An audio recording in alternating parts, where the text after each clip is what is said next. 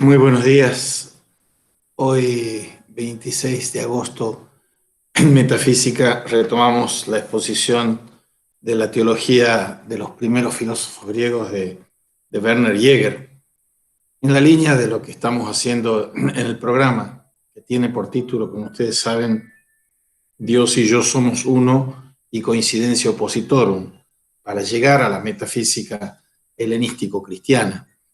Y ya tenemos un camino relativamente largo recorrido en estos tránsitos de Atenas a Jerusalén. Pero aquí estamos centrados en la parte helenística, en la prehistoria de la teología y la filosofía. Y hemos venido viendo en este brillante libro de Werner Jäger, el autor de la Paideia, hemos llegado hasta Anaximandro como ese primer gran filósofo que encuentra dentro de la teología de los naturalistas milesios, los que están en Jonia y después en el sur de Italia también, encuentra o busca un principio, algo primordial, que dé cuenta de toda la realidad, una clave, y ese es el apeiron. Y en Anaximandro se encuentran condensadas estas ideas del primer principio, partiendo de la premisa que el universo, la realidad, tiene que tener un sentido racional, y en él se da el primer brote claro de la filosofía en el espíritu humano. Y los viejos dioses del panteón griego helenístico se les vedaba la entrada en este nuevo sistema del mundo. O sea, se está produciendo, no sin contaminación o imbricación, el tránsito entre el mito y el logos. Los poetas, los mitólogos, y que son antecedentes de los filósofos. Y los filósofos, a su vez, con Aristóteles a la cabeza, si quieren, o aún más, con Platón a la cabeza, tienen una actitud profundamente ambivalente, porque están, por un lado, procediendo del mito y por otro lado, diciendo que el mito, que es el pedagogo de ellos, tiene que ser abandonado para entrar en la prosa filosófica, por decirlo así. Ahora, cuando se está diciendo que se busca ¿un primer principio de qué? Un primer principio como el origen de todas las cosas, que abrace todas las cosas. Y ese primer principio que Anaximandro postulaba, decíamos, el apeiron es lo indeterminado, lo ilimitado, está en trabazón dialéctica con peras, apeiron y peras, límite e ilimitación. El apeiron es como un infinito, un inagotable depósito de toda la realidad, la ilimitación. Y él fue el primero, Anaximandro, que habló del apeiron como arjé, como principio, la idea de un principio absoluto, un principio que es inmortal, que es indestructible, del que brota todo devenir, de esa dialéctica de peras y de apeiron.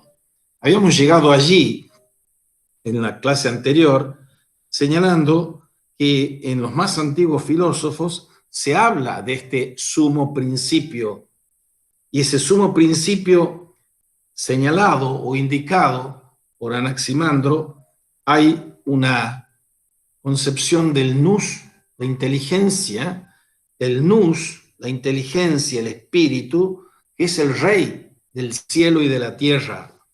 Y aquí se introduce el concepto de lo divino, teión, no de Dios, del teos. El concepto de divino no aparece antes de esta irrupción en Anaximandro y su principio de la ilimitación, sujeto del sumo poder, del sumo dominio, de lo inmortal. Y este primer principio es inmortal y sin principio. No es solo infinito, sino también es eterno. Vamos a ver otro filósofo fundamentalísimo que se llama Genófanes.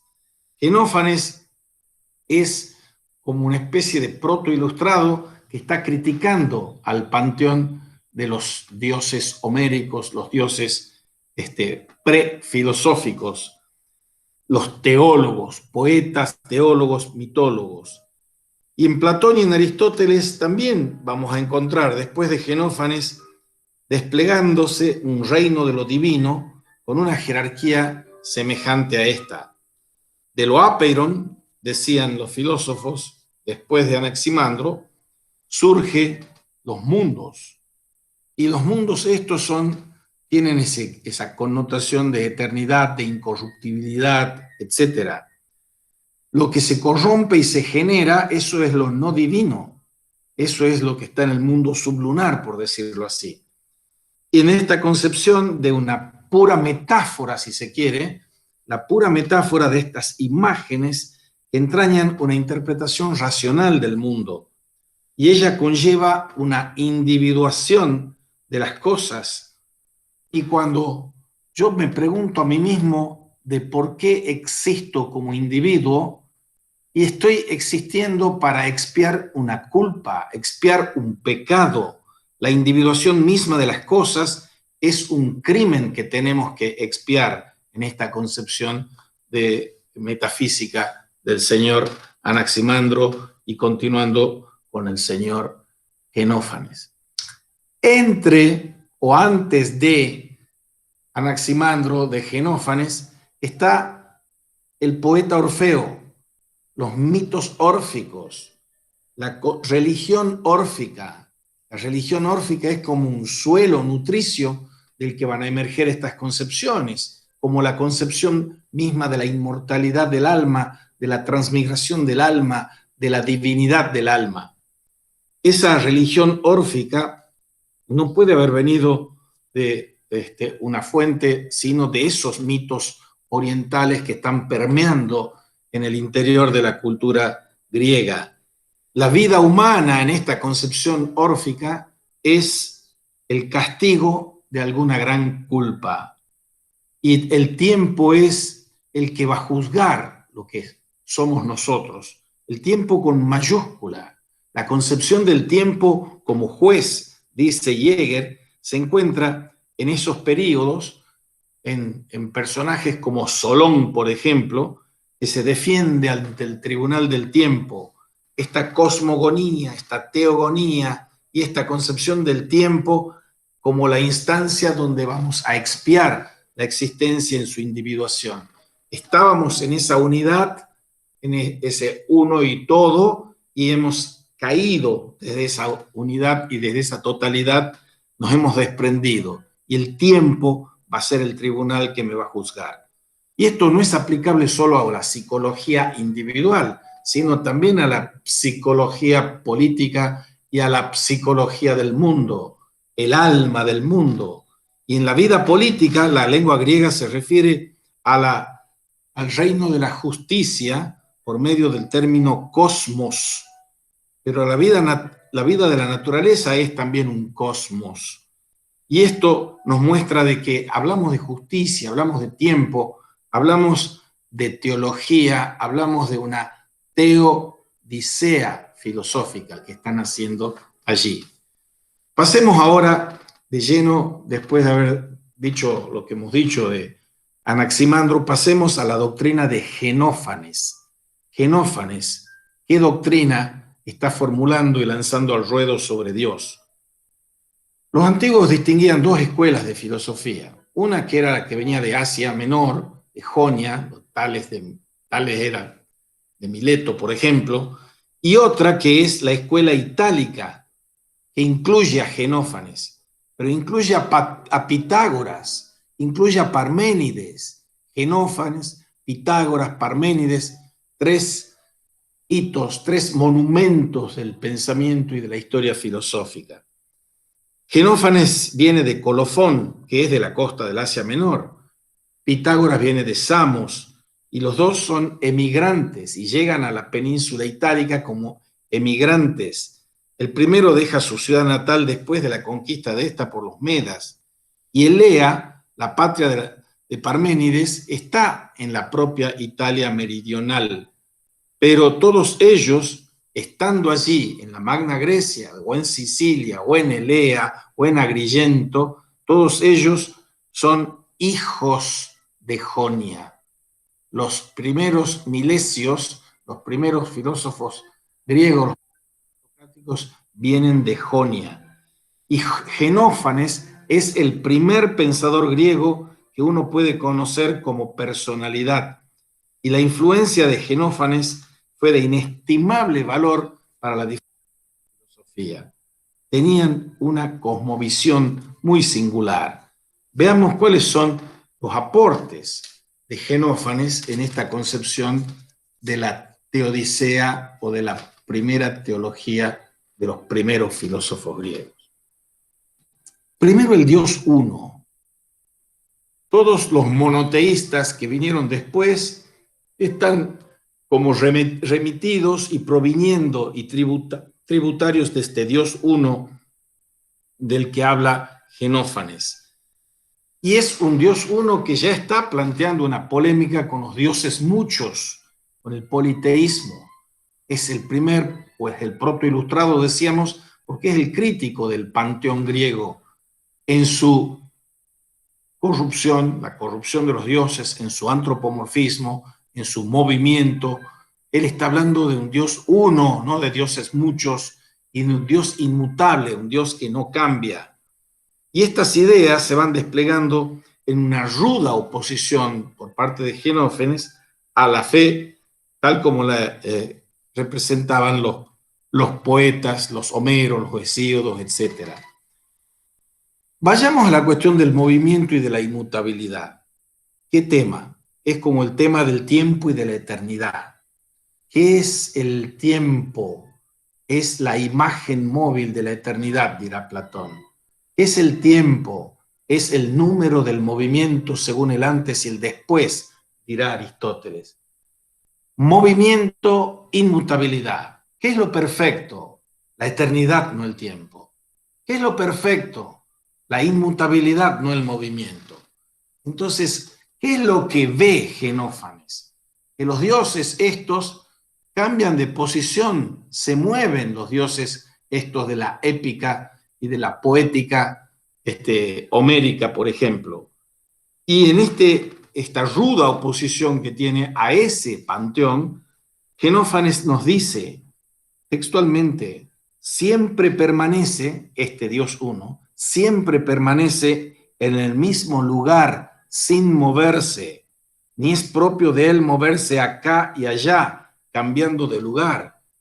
Aquí lo que está haciendo Genófanes es criticar la representación homérica de los dioses. Y Dios es inmóvil para él. Y en esto él ve el signo, Genófanes ve el signo de la mayor dignidad. Sin esfuerzo, continúa, pone todas las cosas en revuelo con el solo poder de su mente. Con el solo poder de su mente pone todo en movimiento. Es, como veremos, el antecedente magistral de ese Dios filosófico de Aristóteles, que es el motor inmóvil, es la causa de todo movimiento. Entonces, tenemos dos características aquí del Dios de Genófanes: omnipotencia y quietud, reposo. En el acto pensamos en ese motor inmóvil de Aristóteles. Y hay una relación aquí estrecha entre la religión mítica y el pensamiento metafísico de Genófanes. No es que uno tenga que separar, por un lado, la filosofía y por otro, la teología y el mito. Aquí están inextricablemente unidos la religión mítica y el pensamiento metafísico.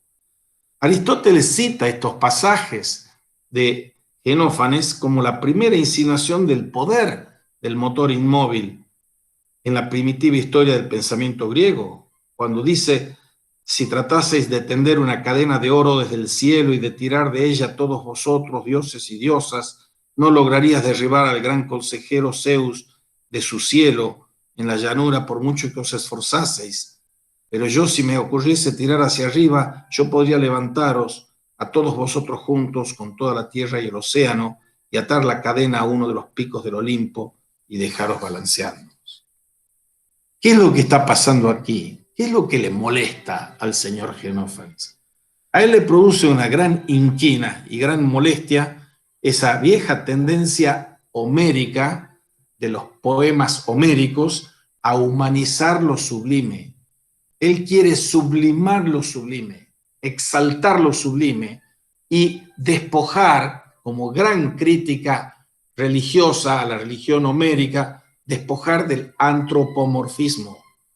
Es la característica de la crítica de Xenófanes. La crítica filosófica de Xenófanes es al antropomorfismo. Homero y Hesíodo, en esa concepción de los dioses que había previa al siglo VI a.C., Homero y Hesíodo dicen que los dioses hacen toda clase de cosas que los hombres considerarían vergonzosas. Son adúlteros, roban, se engañan unos a otros. Esa es la imagen de lo divino que quiere socavar con su crítica Xenófanes. Y lanza otro ataque contra la raíz misma de las teogonías épicas. Los mortales, dice Xenófanes, suponen que los dioses están sometidos a la generación, los visten de ropas como las suyas, les prestan voz y rostro. Él ataca de raíz ese origen del antropomorfismo teológico. Y dice en una frase sumamente elocuente: si vacas y caballos tuviesen manos y fuesen capaces de pintar con ellas y componer cuadros como los hombres, los caballos darían a los dioses formas de caballos y las vacas de vacas, prestándoles justo aquella figura que encontrarían en sí mismos. Y, continúa, los dioses de los etíopes son negros y de narices romas, mientras que de los tracios son blancos, de ojos azules y pelo rojo. Y aquí cita una frase del gran poeta alemán Goethe, que dice: cada cual lo mejor que conoce lo llama Dios. Nosotros divinizamos aquello que más se nos parece a nosotros. Entonces endiosamos a las figuras humanas. Si somos negros, los hacemos negros. Si somos rubios de ojos celestes, los hacemos así. Bien, esta concepción no nace de la nada. También tiene su referencia y su remisión a la cosmología de Anaximandro, que también la contiene en la concepción Xenófanes. Pero la concepción de lo divino de Anaximandro era el fruto deductivo de una pura especulación sobre la idea de un principio absoluto, del que tomaba sus atributos, la ilimitación y la propiedad de no haberse generado nunca. Pero en Xenófanes encontramos un nuevo motivo, que es la verdadera fuente de su teología. No es nada que descanse en pruebas lógicas, ni en rigor es nada realmente filosófico, sino que es algo que emana de un directo sentimiento de veneración ante la sublimidad de lo divino. Esa es la raíz xenofánica. No es digno de Dios moverse de aquí para allá. Y la crítica entera del antropomorfismo hace una impugnación de esas fechorías de los dioses homéricos y hesiódicos, que son incompatibles, dice Xenófanes, con la elevación moral de lo divino. Pues entonces la crítica al antropomorfismo que inicia lo hace en nombre de la moral, que los dioses no pueden ser abusadores, mentirosos, corruptos, etcétera, engañadores. El problema de Dios es el problema de qué es lo que tiene que armonizar con la naturaleza divina. Todo esto va a estar en las simientes de esa compleja e ineludible cuestión de qué papel juegan los mitos en la filosofía. Es una cuestión que ese gran mitólogo que atacaba los mitos, que es Platón, señala en la República. En la República pone que el mito, pone Platón, es un medio educativo. Por eso los diálogos son diálogos míticos y mitificadores. Por cierto, para decir que no hay que contar mitos, no hay que contar cuentos. Pero está ahí, y eso está proviniendo de lo que está haciendo Xenófanes. Xenófanes está criticando los mitos homéricos y hesiódicos y está instaurando una nueva utilización del mito. La doctrina de Xenófanes suministra la base para el discurso de un estoico en el diálogo de Cicerón sobre la naturaleza de los dioses, y es la distinción entre la teología mítica y la teología filosófica. Ya hemos hablado de esto. Eso llega a San Agustín en la Ciudad de Dios por medio del poeta Varrón. Teología mítica y teología estoica. Ese es el deslinde que hay que hacer entre mito y logos, entre mitos y el logos, entre la filosofía y el mito. La concepción del Dios uno de Xenófanes siempre ha suscitado mucho interés en los filósofos monistas. Los filósofos, por tendencia natural, quieren reducirlo todo al uno, reductio ad unum. Vean, si no, Plotino, el neoplatonismo, etc. Todos, desde Plotino hasta Einstein con su teoría del campo unificado, están buscando la unidad, porque están viendo que la multiplicidad y el movimiento no son lo que explicarían todo. Que haya movimiento y pluralidad no significa que el movimiento y la pluralidad son la explicación. Entonces el Dios uno es el primer puntapié, según se vea, porque hay una discusión, junto a la unicidad de Parménides. Pensar, ser y decir son uno. Pensar y ser son uno. Ahí está todo contenido, todo el idealismo también. Pero aquí veamos las idas y venidas en la interpretación de Xenófanes y su Dios uno.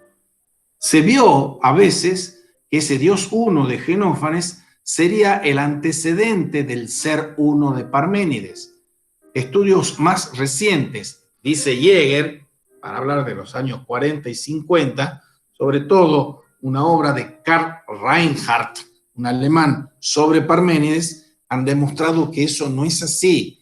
Habrían demostrado, dice Jäger, que el señor Xenófanes le está dando un ropaje que es más poético a la concepción eleática del uno. La idea de Dios de Xenófanes no sería nada más que la del ser, del on de Parménides, bajo una máscara teológica. Ahí está la distinción que les hacía recién entre teología mítica y teología filosófica. Sería más teología filosófica la de Aristóteles o la de Parménides, que no es exenta de poema y de mito, que la de Xenófanes. El Dios uno es una consecuencia de Xenófanes, es más una consecuencia que una causa del ser uno de Parménides. Lejos de haber sido el padre del eleatismo, Xenófanes habría sido, dice Jäger, simplemente un secuaz de la escuela eleática y no particularmente original. Bien, aquí vemos cómo la filosofía viene a perturbar a la religión y la religión perturba a la filosofía, o se contaminan una a la otra en distinto grado y medida. Y esto hace insistir en un nuevo y más puro concepto de las teologías filosóficas que están naciendo aquí. Hay un capítulo cuarto que solo vamos a mencionar muy fugazmente, que son las llamadas teogonías órficas. Lo que estábamos hablando de Orfeo, ese gran poeta, y del orfismo. El orfismo y el culto a Dioniso. Fíjense la importancia que tendrá que ese culto órfico va a explotar después con ese culto dionisíaco y la tensión de lo apolíneo y lo dionisíaco en Nietzsche. El culto de Dionisio implica o connota el carácter orgiástico que hay en esa religión dionisíaco.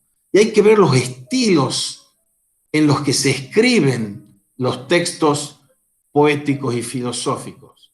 Porque una cosa es escribir el poema del ser, como lo hace el señor Parménides, y otra cosa es escribir una sátira, que es lo que está satirizando el señor Xenófanes. Aquí estamos en otros estilos, a partir de lo órfico, que van a condicionar dos tropos literarios hoy estudiados. Uno es la tragedia, precisamente, y otro es el ditirambo. Ditirambo y tragedia. Ese es el mítico cantor de Orfeo. Cuando se vea en Nietzsche, como les decía, la crítica a la traición, a la esencia de lo helénico, que es la esencia de los trágicos, es porque ha transmutado la tragedia en esta parodia conceptualista. El ditirambo y la tragedia son la raíz escrituraria, por decirlo así, de este mítico cantor que es Orfeo. Y así la religiosidad órfica va a tomar la forma de un definido bios, de una forma de vida, la tragedia como forma de vida. Y la literatura mística y las orgías místicas van a permear en toda la historia de la en uno u otro sentido. El nombre de Orfeo se convierte en un símbolo que tiende a abarcar cada vez más todo lo perteneciente a la literatura mística y oriental. Al finalizar esta cuestión del capítulo 4 de lo de Orfeo, se nos dice estas cuestiones para mostrar que este proceso evolutivo ha conducido desde personajes divinos de la vieja religión popular de Grecia a los divinos poderes y la divina naturaleza. Cuando dice Zeus es el éter, la tierra y Zeus el cielo, Zeus es el todo y lo que es más alto aún que este. Tierra, cielo, Zeus, tierra, cielo, éter. Pasemos al capítulo 5 también muy brevemente, que es el origen de la doctrina de la divinidad del alma. Psique, alma. De ahí viene psicología. Pneuma, espíritu. Psique. Los griegos, como ha dicho un investigador moderno, comparten con los judíos el honor de haber creado una fe intelectualizada en Dios. Pero los griegos fueron los llamados a determinar por varios milenios la forma en que debía concebir el hombre civilizado, la naturaleza y destino del alma.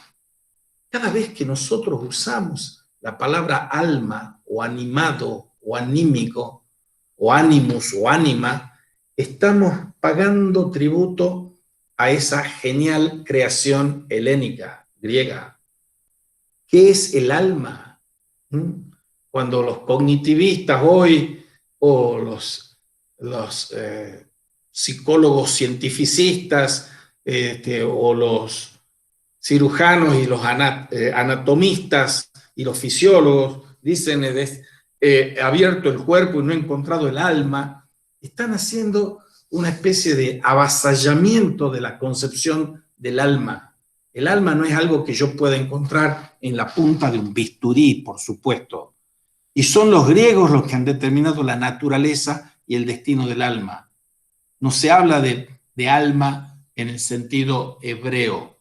Se habla de corazón, no de alma.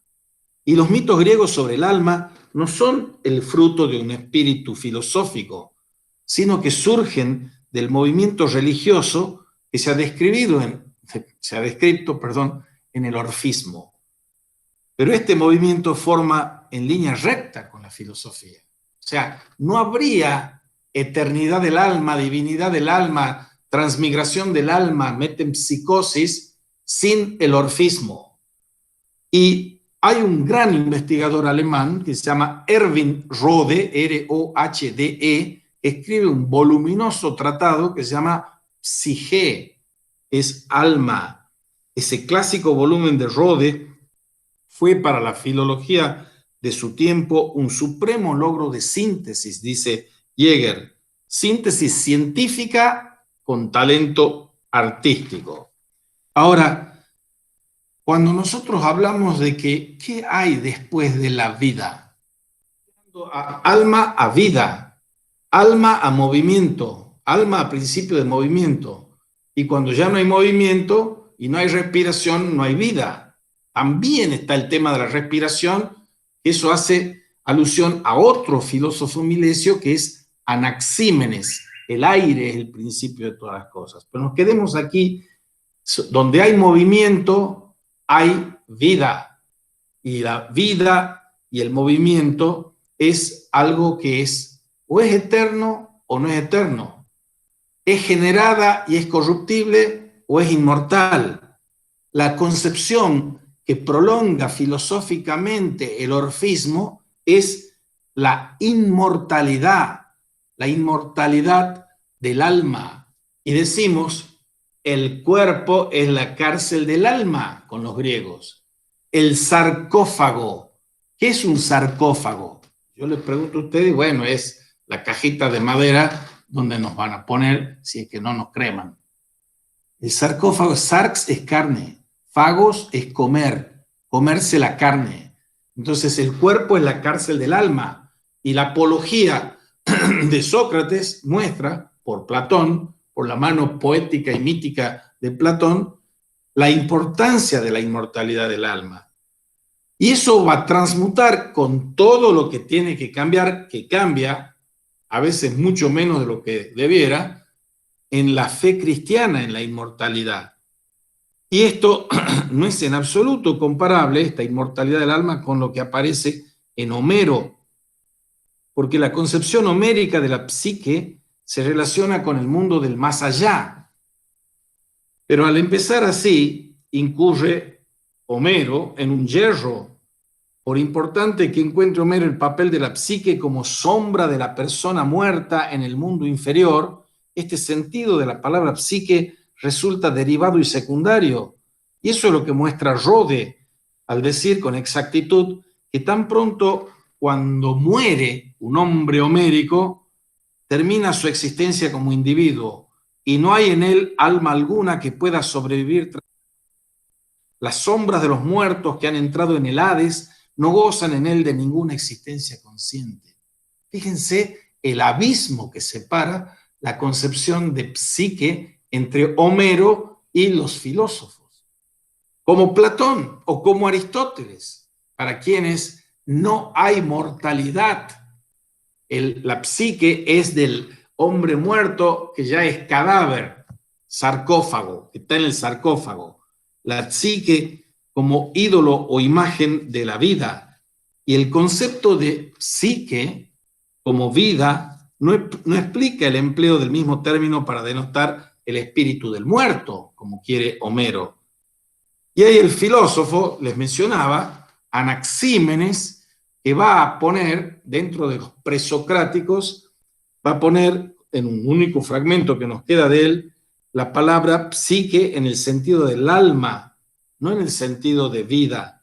Así como nuestra psique, dice Anaxímenes, que es aire, nuestra psique, que es aire, nos mantiene juntos y nos gobierna, así el neuma o el aire abarca el cosmos entero. Psique y neuma, dimensión individual y dimensión cósmica. El único fragmento de Anaxímenes que le vale figurar en el panteón de los primeros filósofos teólogos griegos. Entonces tenemos una idea de un alma independiente del cuerpo y peregrinando sin cesar.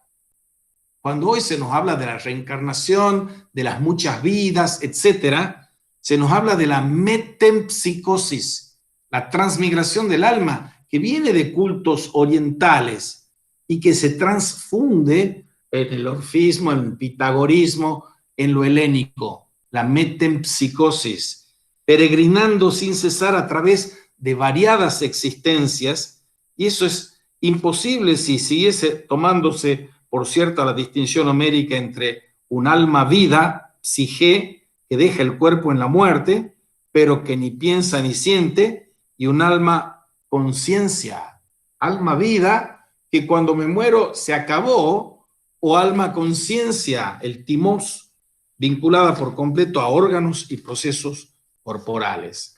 Bien, al final de este capítulo 5, que estamos terminando aquí, se nos vuelve a remitir a esta experiencia de lo divino en las iniciaciones que se caracteriza como una verdadera pasión del alma en contraste con el simple conocimiento intelectual.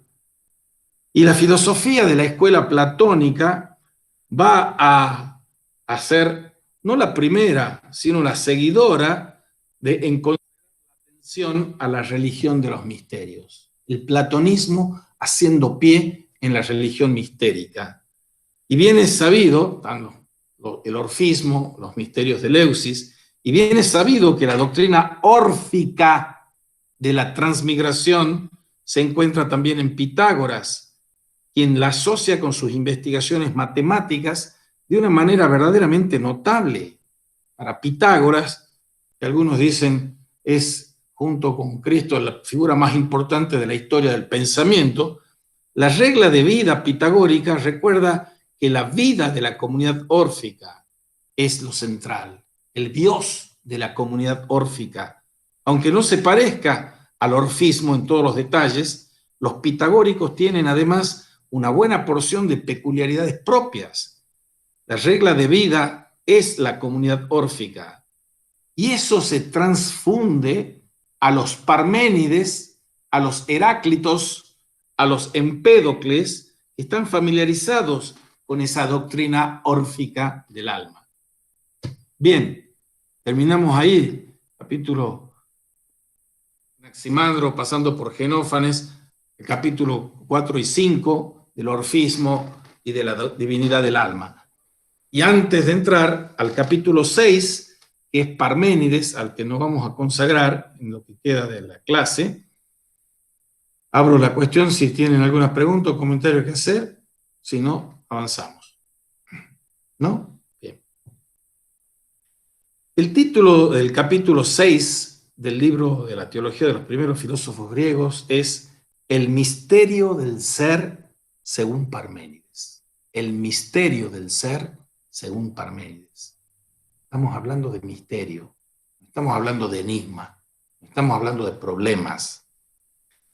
Y esto está asociado a la crítica de la religión popular hecha por Genófanes y la reavivación de la especulación teogónica del origen de los dioses, que han mostrado antes, en los capítulos anteriores, qué profundamente amplias resultaron las corrientes religiosas del siglo VI, influidas por la filosofía jónica de la naturaleza. O sea, la filosofía jónica de la naturaleza manando de la fuente, del ontanar, de ese orfismo, de esos misterios eleusinos, etc. Y aquí nos encontramos con Parménides de Elea, y que con él, con Parménides de Elea, se vuelve a la filosofía en un sentido más estricto. Hasta aquí había sido todo el pensar filosófico del tipo físico. Por eso se llamaba los fisicoi, lo llamaba Aristóteles.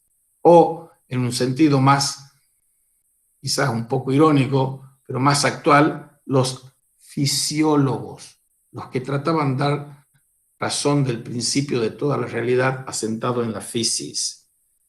Hasta aquí el pensar filosófico era de tipo físico y había tomado como punto de partida el problema de la base permanente de la generación y la corrupción, de la fuente originaria o del arjé.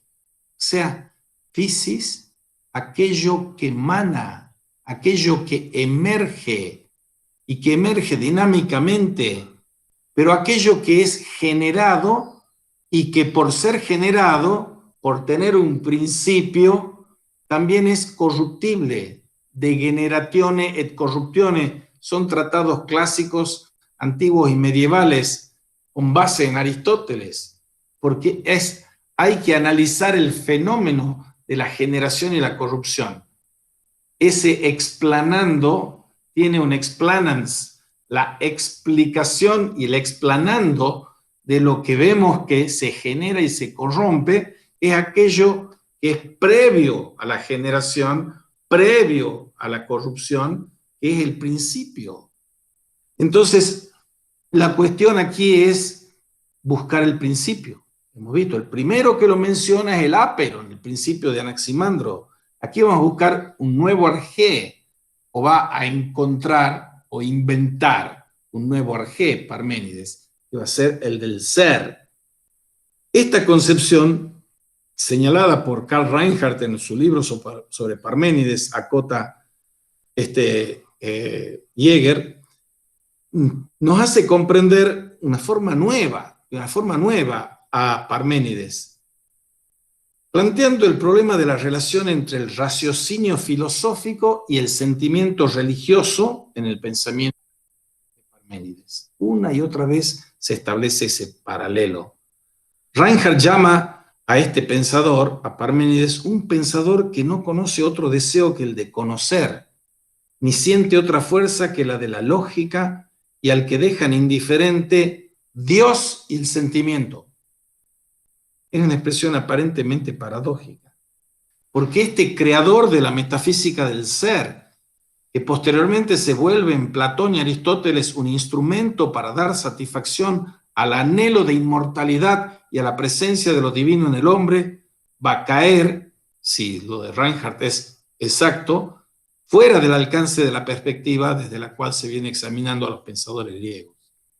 O sea, no estaría en la línea de esta teología de los primeros filósofos griegos, porque sería el primer filósofo puro griego. Su filosofía resultaría una especie de símbolo para ese básico impulso humano de puro intelectualismo. El intelectualismo, el idealismo, el esencialismo se estarían acuñando en el parmenidismo, en el eleatismo. Reinhardt encuentra presente este espíritu no solo en Parménides, sino también en Anaxágoras, en Empédocles, en Demócrito, en Pitágoras, en Heráclito. Por otro lado, resulta la persecución de un conocimiento científico transida por la interpretación mística y religiosa. De estos que he mencionado, solo veremos después de Parménides a Empédocles. No vamos a ver Anaxágoras y Demócrito, que son sumamente importantes. La tesis doctoral de Karl Marx es sobre Leucipo y Demócrito, por ejemplo. Pero sí, y tampoco lo vamos a ver en detalle a Pitágoras, pero hemos mencionado varias veces, sí vamos a ver después de Parménides a Heráclito. Entonces tenemos filósofos, puros filósofos, y filósofos transidos de mística y religión, como Pitágoras y Heráclito, a partir de estas caracterizaciones que hace Reinhardt. Y en la veneración que se rinde a las deidades de los cultos griegos, nunca tiene parte alguna una confesión de fe constituida en institución. Se habla de una divina presencia de la realidad. Y Parménides escoge un estilo de decir las cosas. Expone su doctrina en un poema, el poema del ser, bajo la forma de un poema épico. Y si uno está en lo cierto, dice Jäger, al sostener que Genófanes nunca escribió un poema sistemático sobre la naturaleza, sino que insertó sus críticas de los viejos dioses en las sátiras o silloi, la elección hecha por Parménides del poema épico didáctico como la forma más conveniente a su propia filosofía fue una innovación audaz y extremadamente significativa. Y se puede conjeturar que este Jonio, que vivía en el sur de Italia, donde había una numerosa población doria y donde se hablaba el dórico, no podía escribir en jónico moderno, sino que tiene que retroceder a la lengua panhelénica de Homero, la lengua panhelénica de Homero, y por consiguiente al verso, los aedas, los poetas. Y su poema no es en modo alguno estrechamente afín a Homero, como lo es más a la teogonía de Hesíodo. Veíamos esos dos puntales que son Homero y Hesíodo. La primera obra que usa la forma de poesía épica es la teogonía de Hesíodo para hacer una exposición racional y didáctica del mundo de los dioses. Entonces hay que observar las formas literarias en las que se vierte la filosofía. Hesíodo, Parménides tiene ese paralelismo con Hesíodo, pero lo radicaliza. Lo que él trata de hacer es proclamar la verdad. ¿Cómo se dice verdad? Aletheia, La veremos resurgir luego en Heidegger. Lo que él quiere hacer es proclamar la verdad. Veremos los caminos de la verdad, las dos cabezas, los dos caminos. ¿Y de dónde saca la verdad él? La verdad la recibe, la aprende de la boca de la diosa misma, y el cuerpo entero de su poema profesa ser el discurso directo de la diosa a él. La diosa es entonces la exacta contrafigura de las musas que le habían revelado la verdad a Hesíodo. Diosa de la verdad, musas que inspiran el poema. Y Parménides va a proclamar la verdad sobre el ser, que es una verdad eterna, que es una verdad sin principio, opuesta a la apariencia. Es eterna y sin principio, opuesta a la apariencia. El gran desdoblamiento platónico, el gran dualismo de la apariencia y de la esencia está aquí prefigurado. Está la apariencia por un lado que me lleva al error, y está la verdad, no una verdad, que es la que es a la que soy yo, Parménides, conducido por la diosa. La verdad de Parménides es de origen divino. Y leamos así, a campo traviesa, algunos versos de este poema. La pareja de yeguas que me lleva me ha transportado tan lejos como mi corazón deseaba después de conducirme a lo largo del sagaz camino de la diosa, que conduce al que conoce, incólume donde quiera que va. Fui arrastrado por inteligentes caballos que tiraban del carro. Rechinaban con un sonoro silbido, un par de girantes ruedas los aceleraban. Cuando las hijas de Helios, el sol, acrecentaron la velocidad de mi marcha, olvidando la morada de la noche al dirigirse hacia la luz. Y quitándose los velos, aletheia, velado, lo develado, lo revelado por la diosa, esa es la verdad. Quitándose los velos de la cabeza con las manos, allí se alzaban las puertas, los senderos de la noche y del día, la dialéctica de la luz y las tinieblas, de la noche y del día. Todo tiene esas remisiones y referencias a los mitos orientales también.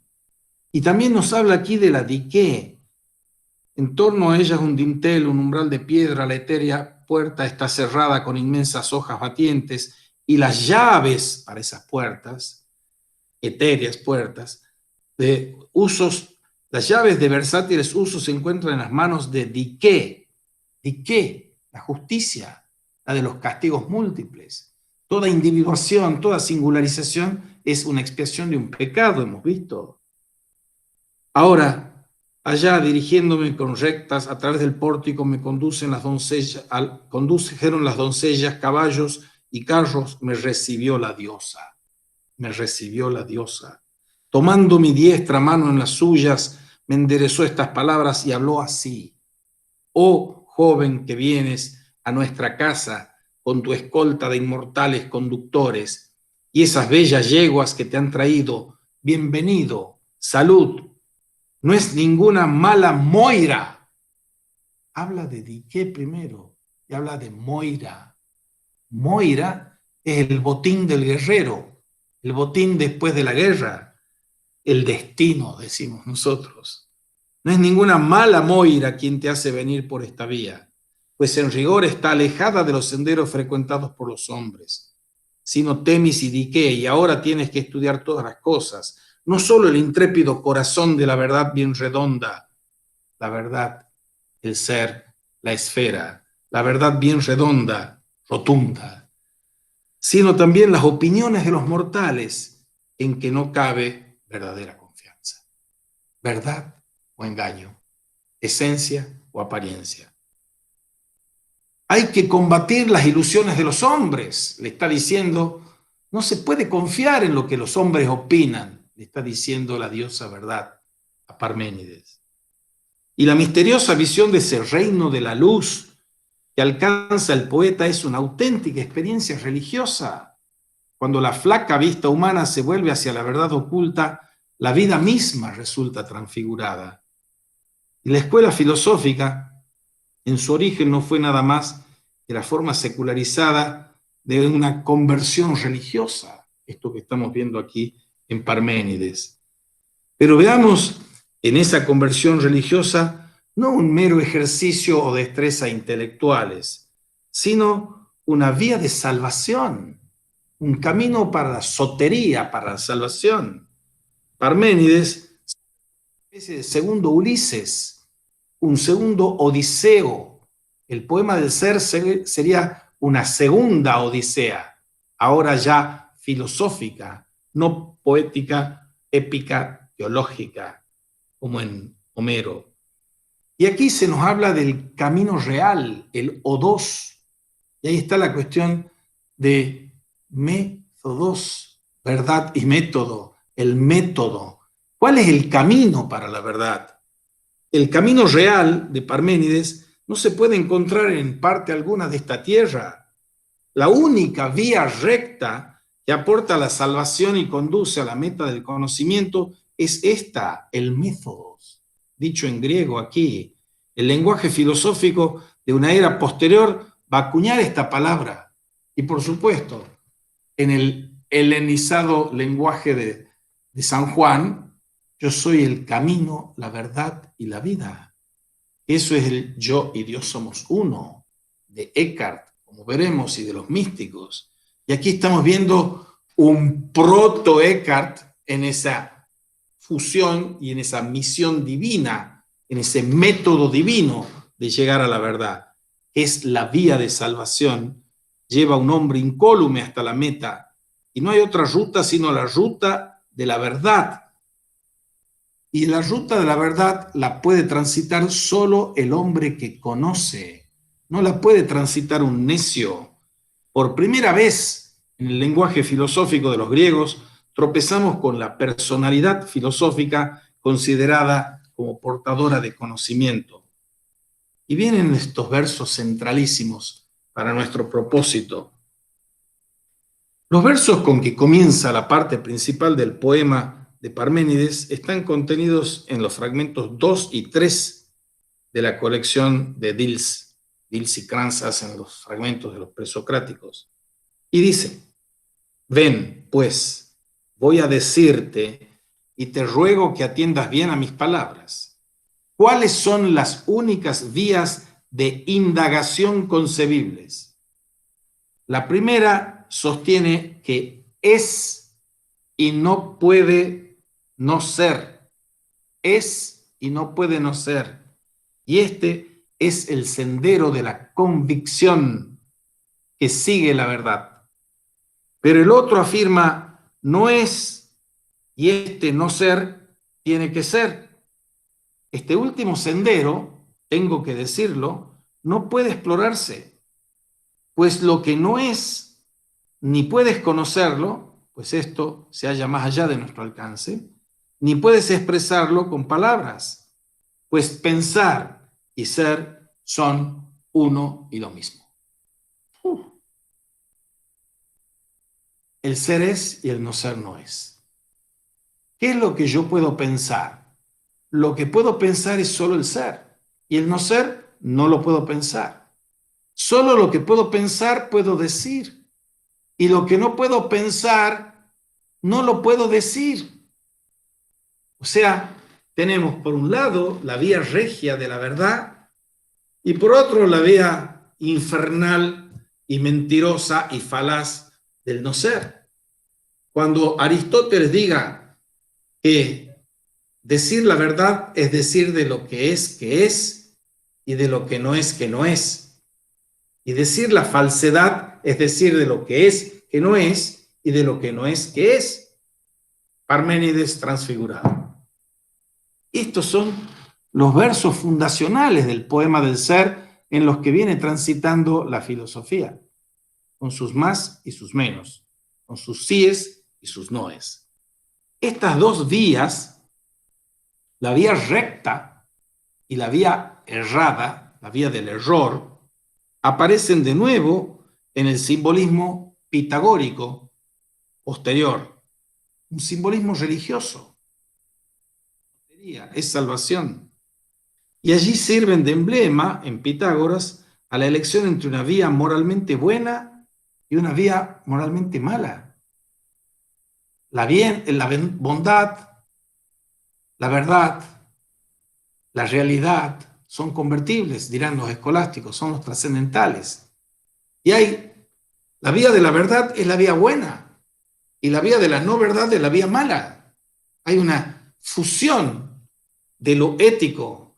La vía de lo bello es la vía buena y verdadera. La vía de lo feo es la vía falsa.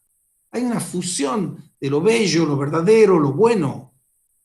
Entonces, ese simbolismo de las dos vías es de una antigüedad que uno no puede rastrear, dice Jäger, pero ya era familiar en tiempos antiguos y resulta claro ya en obras como las de Hesíodo de los Trabajos y Días y con la doctrina del estrecho sendero de la arete y el ancho camino real de la miseria. La arete es la virtud, es el estrecho sendero de la virtud. Y estas piadosas doctrinas acerca del otro mundo que encontramos en un escritor como Píndaro están reflejando esto. Y quizás no sea azar el que en el pasaje citado en el capítulo anterior Píndaro hablara del camino de Zeus, el camino de Zeus por el que tiene que viajar el alma después de la muerte, si el hombre ha llevado una vida recta y entrado en la bienaventuranza. Pero eso que está en Píndaro, en la poesía, está en las vías que nos dice Platón, en el Gorgias, por ejemplo, o en la República. La religión siempre ha creído que la conducta del hombre en esta vida puede ejercer considerable influencia sobre el destino de la vida futura. Esa es la trama de la paideia politeia. Porque ¿qué es la paideia? ¿Qué es ir a la escuela? Escuela es scholé. Scholé es el ocio. Dice Aristóteles, estamos no ociosos para tener ocio. Ir a la escuela es la única posibilidad de seguir la vía de la diosa verdad, Parmenidia. La paideia es elegir la vía justa para la vida. O sea, la bienaventuranza, la felicidad, la eudaimonía es ser virtuoso. Ser malo y obrar mal es por ignorancia, dice Sócrates. La paideia es elegir la vía justa para la vida. Y aunque Parménides habla precisamente de dos vías, la vía del ser y la vía del no ser, la imagen se amplía en otro pasaje en que Parménides reconoce una tercera vía. Esa tercera vía es por la que peregrinan perplejos los ignorantes. Y esta vía tiene por seguro que así el ser como el no ser poseen existencia real. Pero hay hombres que peregrinan aún en medio del error. Y dice, usando una metáfora, que son hombres de dos cabezas. Dice Parménides, están sordos y están ciegos, estos hombres de dos cabezas, y esperan lograr una conciliación considerando la misma cosa primero como existente y luego como no existente. Ahora, veamos un poquito una acotación de notas al fin que tiene el señor Werner Jäger sobre el mito de la República de Platón y el concepto que tiene de la paideia como preparación para elegir el justo bios en la próxima vida. O sea, esa vida en el más allá de esta vida que termina en un sarcófago, tiene esta concepción de un modelo órfico en el que se introduce la idea de la paideia como ruta. Y la frase de hombres de dos cabezas, que aparece en Parménides, el hombre de dos cabezas, la refiere por primera vez a Heráclito, un investigador, y siguen su interpretación investigadores como Diels, Gompers, Burnett, etc. Pensaban que la caracterización de estos hombres convenía exactamente a Heráclito, y suponían, de acuerdo con Parménides, que es y no es lo mismo y no lo mismo, y que todas las cosas marchan en sentido opuesto. Cuando veamos Heráclito, veremos cómo esto nos zamarrea la primacía y unicidad del ser frente a la coincidencia oppositorum de ser y no ser, del devenir en Heráclito. Bien. Hay una imposible unificación en Parménides entre el ser y el no ser, y sin embargo es la principal cosa contra la que está combatiendo Parménides, porque no hay hombres que se aventuren tan ligeramente a emprender la sola vía del no ser, el tema de la negación, de la nada, del no ser. Y esta es la única y exclusiva razón por la que habla Parménides de la tercera vía. Y aquí solo hay que recordar que ya desde Homero, la palabra griega para decir vía, camino, o dos, no solo es el camino o ruta recorrido, sino también toda marcha hecha por un hombre en la persecución de una meta. Solo en este último sentido cabe hablar de una tercera vía. ¿Por qué pone Parménides la rigurosa alternativa del ser y del no ser al comienzo como básica para toda su doctrina? ¿Y quiénes son los hombres de dos cabezas? Los que no conocen nada, los idiotas, los que no conocen nada, los que sirven de blanco a la polémica del hombre que no conoce. Parménides tiene presente un determinado pensador cuando habla de los hombres de dos cabezas, pues la idea de que la misma cosa sea y no sea a la vez, y de que siempre quepa seguir a la vez el camino de ida y el de vuelta cuando se trata de cualquier cosa existente, parece ajustarse, dice cautamente Jäger, con toda exactitud a Heráclito y a su doctrina de la unidad de los contrarios. Bello y condensado resumen de esa historia primigenia del filosofar. El ser enfrentado al devenir. La identidad y el principio de la identidad enfrentado al principio de la coincidencia de los opuestos. Si yo estoy en estos coincidencias de los opuestos del señor Parménides, del señor Heráclito, o de Parménides criticando a Heráclito, nos vuelve a remitir a esta frase de los hombres de dos cabezas. Y esa concepción es la concepción clave para ver la tensión entre esa teología de los primeros filósofos griegos encarnada por Parménides y la encarnada por Heráclito. Bien, esta cosmología que se desprende de y tensión entre el ser y el no ser, esta cosmología que parte del concepto mismo de ser, encuentra implícitas en él las propiedades constitutivas de no haberse generado nunca ni nunca corromperse, no generado nunca y no corrompible nunca. El movimiento y la multiplicidad los excluye Parménides del ser. El movimiento y la multiplicidad los excluye del ser. El verdadero ser no puede tener nada de común con el no ser. Y si hay algo múltiple, lo múltiple es no uno. Si hay algo móvil, lo móvil es la negación de lo que está en reposo, lo inmutable. El verdadero ser no puede tener nada de común con el no ser, ni tampoco puede ser múltiple.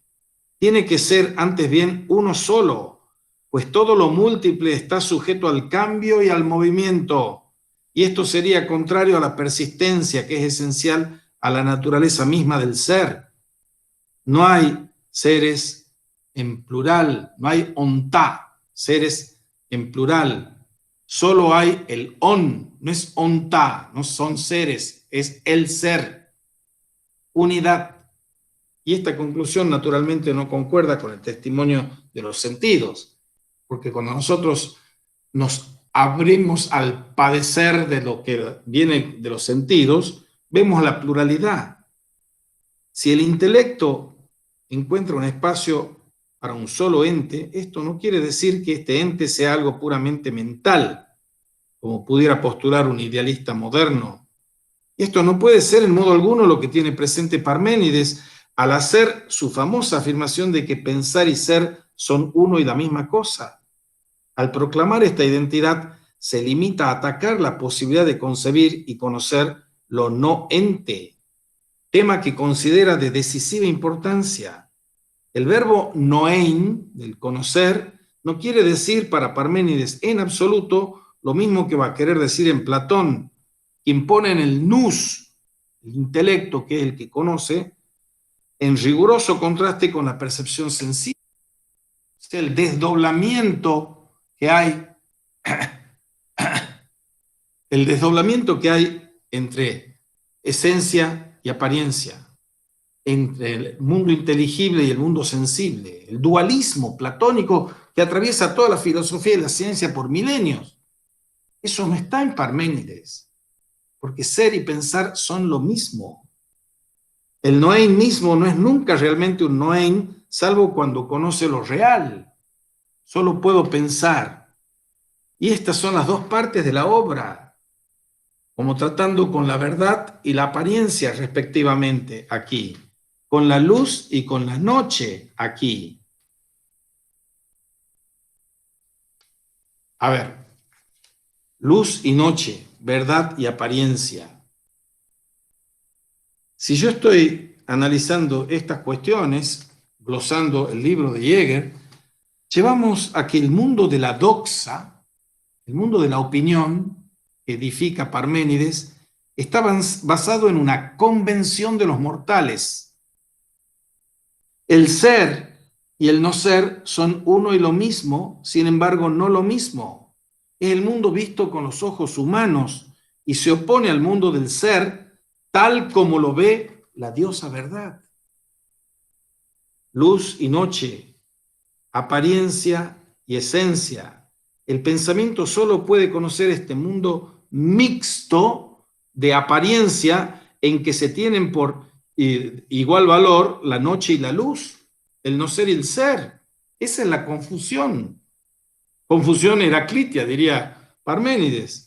El simbolismo de la luz que encontramos en el proemio del poema con su narración del viaje, desde el mundo de la noche hasta el mundo de la verdad y del ser, se reanuda en la segunda parte del poema, donde se expone el origen del mundo de la apariencia, en términos de un dualismo de la luz y de la noche, que uno podría prolongar en el dualismo del sueño y la vigilia. Tenemos que despertar, estamos como dormidos, obnubilados, adormilados. Para Parménides es nuestro mundo del devenir una simple apariencia. Pantarrey, todo fluye, Heráclito. Si fluye, no es. Y si no es, no lo puedo pensar y no lo puedo decir. Lo que nosotros percibimos con los sentidos, lo múltiple y lo mutable, eso no es. Eso es apariencia. Y los orientales dirán, eso es maya, eso es ilusión. De ahí lo van a tomar un señor como Schopenhauer, de ahí lo va a tomar un señor como Nietzsche, lo va a tomar un señor como Freud. Hasta ese calado hondo tienen estas dialécticas de la esencia y la apariencia, de la verdad y de la no verdad, del ser y del no ser. Está planteando aquí Parménides. Los milesios habían encontrado esta existencia externa en un primer principio al que proclamaban divino, y análogamente Parménides pone en contraste su ente con el mundo de las ilusiones, el mundo de los mortales, los hombres que no conocen, y predica su evangelio, dice Jäger, como una revelación de la diosa de la luz. Y vayamos terminando aquí, ahora. Ahora bien, si no erramos, dice Jäger, tenemos aquí una nueva etapa en el desarrollo del mismo problema al que habían respondido los pensadores más antiguos. Su primer principio con lo divino. Como ellos, enlaza Parménides el conocimiento de la existencia con la esfera de la religión. La esfera de la religión. Él que quiere ser un filósofo puro está enlazado con lo místico y lo religioso. Es la diosa verdad la que me revela el camino y la vía. En realidad lo hace en forma singularmente impresionante. Y por otro lado deja resueltamente de identificar el ser con Dios. Por eso hablamos del misterio del ser, dice el señor Jäger. Y un teólogo va a deplorar naturalmente la ausencia de Dios en este misterio. Mystère ontologique, dirá en el siglo XX el señor Gabriel Marcel, el misterio ontológico, el misterio del ser, está diciendo aquí o connotando aquí Parménides. Nadie que tenga un vivo sentimiento religioso se va a rehusar a considerar esta pura ontología de Parménides como un auténtico misterio y revelación. El poema del ser, auténtico misterio y revelación. A la larga, no obstante, un griego sentiría que la verdadera base de esta actitud religiosa del hombre que conoce no puede menos de residir en el valor y significación de lo conocido. Y dentro de este orden de cosas no podemos distinguir con demasiado rigor al ente de Parménides de nuestra propia idea de la realidad. La comparación del ente con la esfera es también pertinente aquí, y hay que recordar que en la tabla pitagórica de los contrarios están juntamente la luz y el límite, Perás. Acuérdense, dialéctica de Perás y Apeiron. La luz y el límite colocados en la misma columna que el bien. Luz, límite, bien. Apolo, cosmos. Sombras, tinieblas, mal, el caos, caos y cosmos. La luz, el límite están en la columna del bien, en esta esfera, en Pitágoras, pero también en Parménides. Cuando Parménides, que en general combate todo dualismo, concede tanto peso a la limitación de lo ente y a su afinidad con la luz, es claro que sigue su propio y peculiar camino entre el monismo de la teoría milesia del Apeirón y el dualismo pitagórico de Perás y Apeirón. Por un lado, se niega a conceder a los milesios que el verdadero ser sea limitado y lo caracteriza como limitado. No es ilimitado, es limitado, es cosmos, es esfera. Hay un dintorno en la esfera. Fuera del contorno está el caos. Entonces él está afirmando el monismo, pero en su carácter cósmico, cerrado, limitado, no indeterminado. Diferencia con Anaximandro. Y en aquel tiempo, Parmenidio radicaba aún el más fuerte motivo religioso para ver filosóficamente el mundo en el concepto de unidad.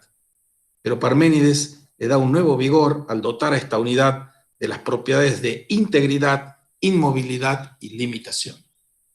Bien, terminamos con el capítulo 6 de Parménides y la clase que viene, que será el lunes, Dios mediante, empezamos con Heráclito y ya vamos terminando esta larga introducción para después pasar al Dante Alighieri. No sé si hay preguntas, comentarios, dudas de esto que hemos visto ahora. ¿No? Bueno. Entonces, detenemos la grabación.